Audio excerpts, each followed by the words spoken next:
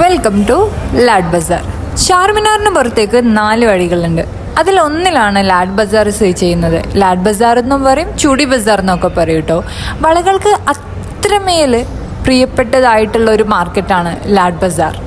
നോർമലായിട്ട് എന്നും ധരിക്കുന്ന വളകൾ മുതൽ ബ്രൈഡൽ സെറ്റുകൾ വരെയുള്ള ഒരു മിക്സഡ് ഓഫ് അല്ലെങ്കിൽ ഒരു ഫ്യൂഷൻ ഓഫ് വളകളാണ് നമുക്കവിടെ കാണാൻ സാധിക്കുക.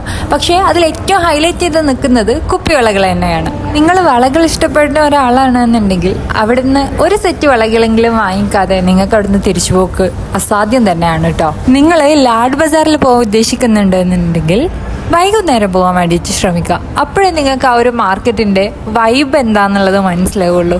അപ്പോഴാണ് നമുക്ക് കൂടുതലായിട്ട് ഭാഗ്യം ചെയ്യാനും ആളുകൾ നമ്മളെ മാടി വിളിക്കുകയൊക്കെ ചെയ്യും. അത് ഭയങ്കര ആവേശമായിട്ടുള്ളൊരു സംഭവം തന്നെയായിട്ട് എനിക്ക് തോന്നിയിട്ടുണ്ട്. ചുരുക്കി പറഞ്ഞാൽ ലാഡ് ബസാർ എന്ന് പറയുന്നത് ഒരു മാർക്കറ്റ് മാത്രമല്ല, ഹൈദരാബാദിൻ്റെ ചരിത്രവും പാരമ്പര്യമൊക്കെ വിളിച്ചോതുന്ന, അതിൻ്റെ പൈതൃകത്തെ വിളിച്ചോതുന്ന ഒരിടം കൂടിയാണ്.